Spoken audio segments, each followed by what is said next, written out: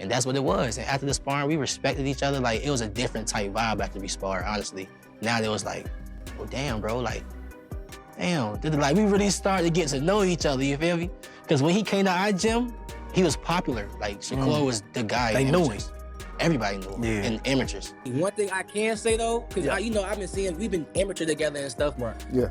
Tio can fight. Tio can fight. The boxing world was sent into absolute disbelief when whispers turned into a full-blown wildfire of speculation after reports emerged of Shakur Stevenson allegedly being knocked out by Keyshawn Davis during a closed-door sparring session, a so-called leak that instantly detonated across social media, boxing forums, YouTube channels, and gym-to-gym conversations, because whether true, exaggerated, or strategically distorted, the very idea of Stevenson, one of the most technically refined, against Shakur playing out, because you want me to tell you the truth, like, this fight could have been the winner's bracket fight. In other words, they're jumping to it, but at the end of the era, it may have been Teo and Shakur, especially if you would never fight Shakur, right? How do you see this fight playing out? I see it playing out, let's say, I see it starting off slow. Okay. And then I see as Shakur wins the first round, as Shakur wins the second round, slowly, I think Tio is going to eventually start picking it up and start imposing his will. Right. And then, it's just going to go from there. That's how I think it's going to go. That's a fair assessment. That's a fair one. defensively brilliant, and mentally composed fighters of his generation, being dropped or stopped in sparring by a fellow elite American contender challenged long-held perceptions about dominance, hierarchy, and inevitability at the top level of the sport, and what made the situation even more combustible was the complex history between the two fighters, their shared amateur pedigree, overlapping weight classes, contrasting styles, and the quiet but undeniable competitive tension that has. I'm confident. I'm knowing I'm about to go in here and beat him up, right? Man, I get in the ring, man. Why I cannot hit this man, right? I cannot hit him, but he touching me. So I was like, oh, this different. He different. Like, he different. So I just keep, I'm 14, he's 16. I just keep going, I just keep going. So some getting through, some not, some getting through, some getting not. And I felt as if I was to step off the gas pedal, he was gonna get me. So I just had to keep going, you feel me? And I know he explained that a lot of times in interviews, like that's why he respect me so much, because in that sparring right there, I didn't respect him at all. I was trying to F him up, yeah. You know what I'm saying? Like, and that's what it was. And after the sparring, we respected each other. Like, it was a different type vibe after we sparred, honestly. Now it was like, oh, damn, bro, like, damn. Like, we really started to get to know each other, you feel me? Because when he came to our gym, he was popular. Like, Shakur was the guy. Existed for years beneath the surface, with Shakur long viewed as the cerebral tactician, the pure boxer with elite ring IQ and defensive instincts reminiscent of Floyd Mayweather Jr., while Keyshawn has been cast as the aggressive, physically strong, pressure-oriented fighter with fast hands, raw power, and a willingness to impose himself in exchanges, and in the rumor mill version of events that exploded online. The story goes that during an intense sparring session meant to sharpen both men, discipline, time away from my family. How you gonna beat me? Ain't no way you can beat me that way, bro. Why I keep saying I'm the best. Niggas don't want this shit more than me. I know it. I know it. I want this shit so bad. So bad. Shit easy, gang. Easy, man. Easy. Always easy, man. You already know. Always easy, man. It's supposed to be a sprint. Let's go. This ain't no sprint. No, it's a job. Let's go. We ready.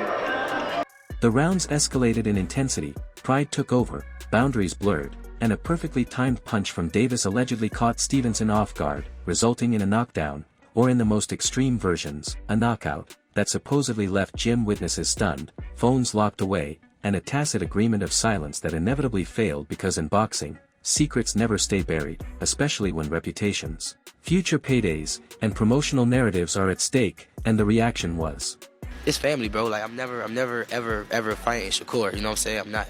It's not even gonna feel right. What were some of the experiences, like, with you guys growing up, like, as young men and young teenagers in Virginia? Like, what's some of those things that shaped you to know, like, he's my brother, man, I could never do that?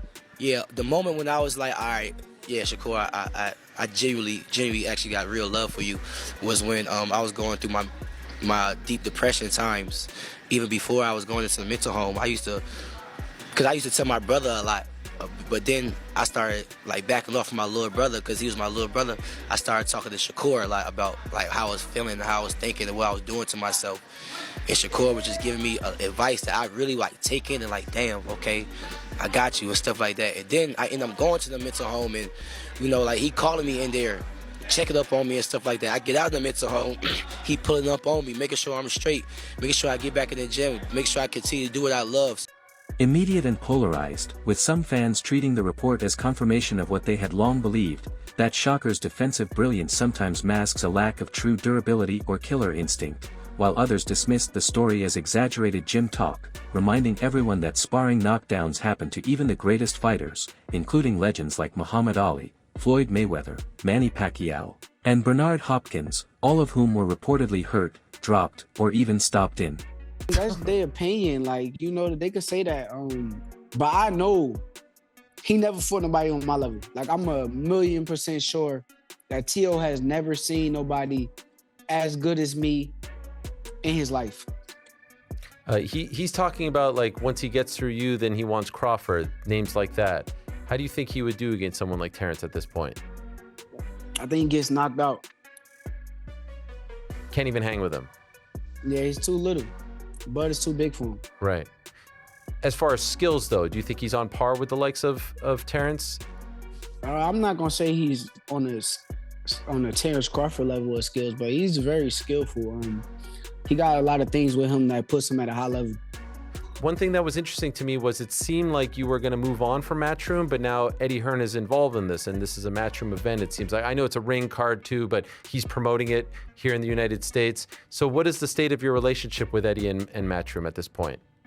Eddie's my guy. I'm actually not signed to Matchroom, but he's my guy. I'm a big fan of Eddie Hearn, and nothing but respect to him, but I'm glad he's the promoter that's on this card. I'm glad to share the spotlight with his promotional company. So if he's your guy, how come you're not signed to Matchroom? I mean, it's just business. If it makes sense, then I will. You know, if it come down to it and that's what makes sense, then we'll do it. But right now, I don't think it makes sense. Okay, so are you just more of like your own man at this point? Your own entity? Yeah, I am. Okay. Do you negotiate with the ring people, with Turkey? You just do that yourself? No, me and my manager. The gym at various points before going on to dominate on fight night, yet what separates this situation from routine sparring gossip is the specific matchup, the timing, and the broader context of boxing's current landscape, because Shakur is at a critical juncture in his career, navigating public criticism about his fighting style, pressure to deliver more fan-friendly performances, and expectations that he should be the face of American boxing, while Keyshawn is rising fast, fueled by Olympic. Pick them apart. And I gotta tell everybody this, that what you call him is real athletic too. Teofimo. So I mean, I don't think it's gonna be an easy fight. You know what I mean? People think, you know, a lot of people say it's gonna be easy and all that. Nah. Teofimo can punch and he can box. And like I said, he's real athletic. So, you know what I mean? That'll make it a little difficult right there, you know what I mean? I see a lot of people going back and forth with it. Some people think T.O. got the advantage because of the weight and that he's athletic and explosive. Some people say Shakur is the better boxer. Yes. Right? How you see that fight ending? Well, they saying, you know, they've got the weight and all that. I see Shakur box big guys, light heavyweights and all that stuff. Just like Moose, you know, he box heavyweights and put heavyweights down. You know what I mean? I think that's the right move for him. You know what I mean? Get up, and I think he can really do good at that weight. This isn't a stoppage. I'm looking at a decision, not a stoppage. But then the only according how Till come in. If Till come at him, you know what I mean, he's gonna run into some shots. It might be over. You know what I mean? Now, you always tell me it's the shot that you don't see coming. That's it. That's that power is speed. Right. So could it be a situation where people underestimate Shakur's punching power? Yeah. I think Shakur can punch. You know what I mean? I think he can punch. It's just like I said, speed is power. You know, them guys, muscle-bound guys come in and they tell me, oh, he can punch and all that. Like I just got finished saying, like you just got finished saying, matter of fact, the punch that you don't see knocks him out. And they always say, man. Pedigree, growing confidence, and a fan base eager to see him tested against the very best, so any hint that the gap between them is smaller than previously believed, or that it has already been crossed, reframes the entire narrative around future matchups, promotional leverage, and legacy trajectories, and analysts quickly jumped in to dissect what such a moment, even hypothetically, would mean from a technical standpoint, pointing out that sparring often favors the aggressor, that larger gloves. A bona fide world champion in 2 divisions. He was the champion at lightweight. Had most of the belts, defeated Lomachenko. He did suffer the upset loss to Kambosos. There were some physical issues there that we didn't know about going into the fight, not to make excuses for him. But regardless, he came back and even though maybe he didn't shine and scintillate maybe in some of those fights after that, when it came time to step up and take on the champ, which was Josh Taylor, he shined in that fight. So when Teofimo is matched, in a big time opponent, he's delivered, and he's done it, a number of times. And, he looked really good against Taylor. And Shakur, by the way, similar thing. He's been flawless through his career. He may be not the most exciting at times, but Shakur Stevenson gets the job done. He has won titles from featherweight up to lightweight, when his back was against the wall, quote unquote, and everybody had big expectations, and he had a lot of pressure on him not to make it a boring fight and all that kind of business. What did he do in his last fight against William Zepeda? He stood in the pocket and he fought the guy, and he won handily. He shut him out, basically. He won like 10 rounds to 2. I mean, he fought a unification fight against Oscar Valdez, a fighter that, even though he might have been favored, thought maybe Oscar could do some damage because he was a good puncher and had a great amateur background and a great chin and all those types of things. And he went out there and he routed him also. I mean, so, these are 2 of the best young elite fighters in boxing. And their fight has been talked about for a long time. They spent most of their careers together at Top Rank, which was a fight. If you ever ask Bob Arum, he'll tell you that was a fight that Top Rank, down the road had their eye on at some point when they were going to be, closer in weight to each other. Because obviously Teofimo had started off, a little bit heavier than Shakur, but they would eventually catch up to each other. They're both Olympians, by the way. Teofimo he's American, but he fought for his parents' country of Honduras. In that same Olympic Games, it was Shakur Stevenson winning a silver medal for the United States. I mean, they have all kinds of accomplishment. I do think they have a healthy respect for each other.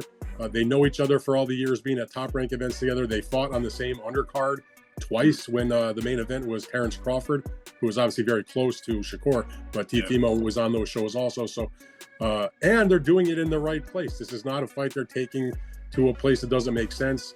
All respect to the big matches they do in Saudi Arabia, but this is the kind of fight that belonged in America, and it didn't belong in Las Vegas. It belongs in New York City at Madison Square Garden. Teofimo is from Brooklyn. Shakur is from Newark, New Jersey, which is a 5-minute train ride from Midtown Manhattan. I mean, it's got everything you want to see. The Garden hasn't had a lot of big fights in the main arena over the last few years. The last one they had was the third fight between Katie Taylor and Serrano.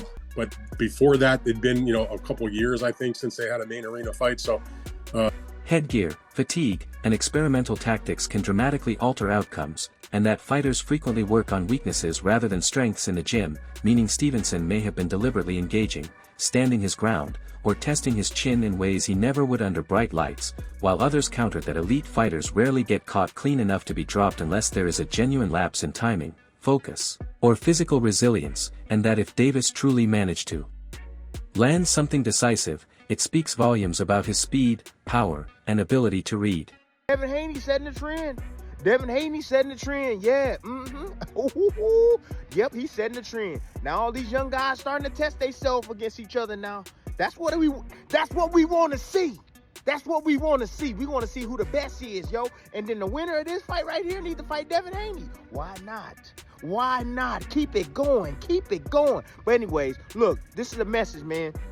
Anybody that's going to be working that hard, y'all better make sure y'all do y'all damn homework. I'm talking about any commentators, any host, anybody. Do your damn homework, man, for real. You know what I'm saying? Because this not going to be one of them fights where it's going to be rock 'em, sock 'em, both guys hitting each other and stuff like that. No, it's going to be small, little nuancey type of things that if you don't know what you watching, you can't tell us what the hell is going on. All the fans at home going to be like, what's going on? You know, that they don't have the knowledge that you supposed to have to give us some food for our damn thoughts. So do your damn homework on this. Okay? Oh, that go for everybody that's gonna be calling this fight, because there's every offense that, or every type of any offense that's gonna be landed, it's gonna have to be earned or set up. Both these guys are intelligent, right? Teofimo Lopez, explosive as hell. He's smart as well. Shoot, you gotta remember, this man was the first man to beat Lomachenko. Yeah, well before Haney. Yeah, So, look, check this out. And you already know Shakur Stevenson. You know what he bring into the ring. Defense first. Yep, defense first. You ain't getting nothing. I'm gonna get mine when I get mine and when I want to get mine, but you ain't getting nothing. So look, y'all might perceive this fight as being boring and this and that. This is gonna be one hell of a technical battle. Stevenson's movement, and this debate spilled over into discussions about styles making fights, with fans arguing that Keyshawn's pressure, body work, and willingness to throw combinations could pose real problems for Shakur in a sanctioned bout, particularly if he can cut off the ring and force exchanges, while Stevenson supporters insisted that a prepared, disciplined, fight night version of Shakur would neutralize Davis with footwork, feints, and surgical counters, making any sparring.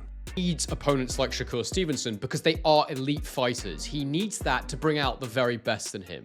I just can't see how it's possible that whilst Teofimo, we've seen a ceiling with him in terms of he's been beaten by certain opponents, we know that he can lose in the ring, but I don't know if that's a genuine ceiling, because I think that his ceiling is actually one of the most changeable in boxing based on who's in front of him. And so actually, I think there's a very, very good chance we're going to see the best possible version of Teofimo Lopez in the ring against Shakur Stevenson. But we should talk about Shakur Stevenson before we get into the nuts and bolts of the fight, what it might look like, and why it's so risky for both men.